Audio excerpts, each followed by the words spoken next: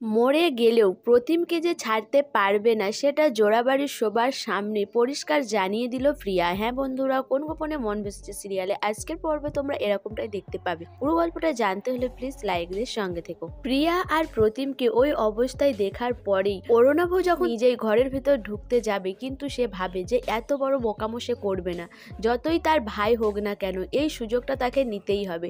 এরপর অরুণাভ কি করবে সেটাই ভাবতে থাকে। সেই সময় এসে হাজির হয় প্রিয়ার মা। অরুণাভ প্রিয়ার মাকে কোনো সাড়া শব্দ করতে না বলে দরজার সামনে নিয়ে যায়। এরপর প্রিয়া আর প্রতিমকে ওই জড়িয়ে থাকা অবস্থায় দেখায়।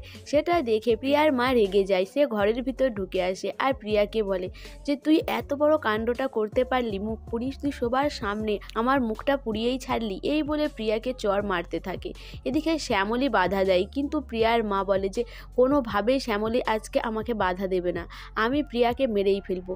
ওর সমস্ত কথা আমি বাড়ির সবাইকে জানাবো। ওকে নিজের মুখে স্বীকার করতে হবে বাড়ির সবাইয়ের কাছে ও কত বড় পাপ করেছে। এরপর প্রিয়াকে ওখান থেকে টানতে টানতে নিচে নিয়ে আসে।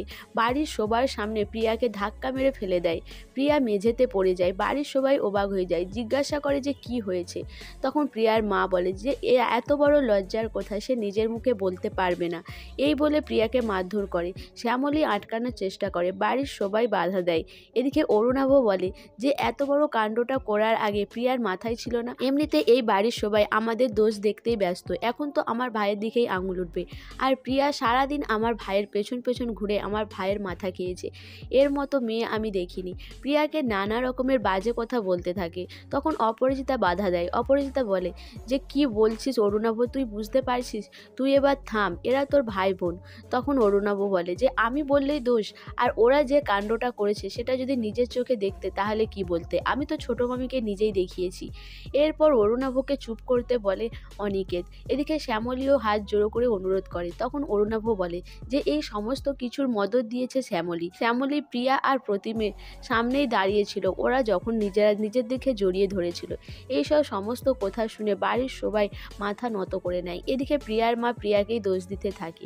পিসুমণি বলে যে এই প্রিয়া আমার ছেলের মাথা খেয়েছে, নালে আমার ছেলে তো এরকম নয়, শ্যামলী সবসময় ওর দিকে সাপোর্ট করেছে, আমার ছেলের এখানে কোনো দোষ নেই। এদিকে প্রতিম বলে যে প্রিয়ার কোনো দোষ নেই, সমস্ত কিছু আমার ইচ্ছেতেই হয়েছে, প্রিয়া একা দোষী হতে যাবে কেন, প্রিয়া দোষী হলে আমিও দোষী। কিন্তু প্রতিমকে চড় মারতে যায় অরুণাভ। অরুণাভর হাত ধরে নেয় অনিকেত। অনিকেত বলে যে এটা কি করছিস, ও তোর নিজের ভাই, আর তুই ওকে তো চড় মারতে যাচ্ছিস, আমাকে তুই খুলে বল। এদিকে বাড়ির সবাই সমস্ত কিছু জানার পরে শ্যামলীকেই প্রশ্ন করতে থাকে যে শ্যামলী কি সমস্ত কিছু আগে থেকেই জানতো। তখন শ্যামলী জানায় যে হ্যাঁ, সে আগে থেকেই জানতো। এটা শুনে বাড়ির সবাই অবাক হয়ে যায়। এদিকে অনিকেত তো ভুল বুঝে শ্যামলীকে। এদিকে আগামীতে দেখানো হয় প্রিয়া বলে যে সে কোনোভাবেই প্রতিমকে ছাড়তে পারবে না, আর যদি প্রতিমকে ছাড়তেই হয় তাহলে সে মরে যাবে, আর প্রতিমকে ছাড়া সে বাঁচবে না। এই কথাটা শুনে প্রিয়ার মা অবাক হয়ে যায়। সো বন্ধুরা, প্রিয়া আর প্রতিমের ভালোবাসায় কি জোড়াবাড়ির লোক স্বীকৃতি দেবে, না শ্যামলীকেই সবাই ভুল বুঝবে প্রিয়ার আর প্রতিমের এই মেলামেশার জন্য? তো তোমাদের কি মনে হয় অবশ্যই আমাকে কমেন্ট করে জানাবে। আর আমার ভিডিওটা ভালো লাগলে প্লিজ সাবস্ক্রাইব করে দিও, আর ফেসবুক থেকে দেখলে অবশ্যই ফলো করে দিও, আর তার সাথে সাথে একটা লাইক করো আর শেয়ার করে দিও।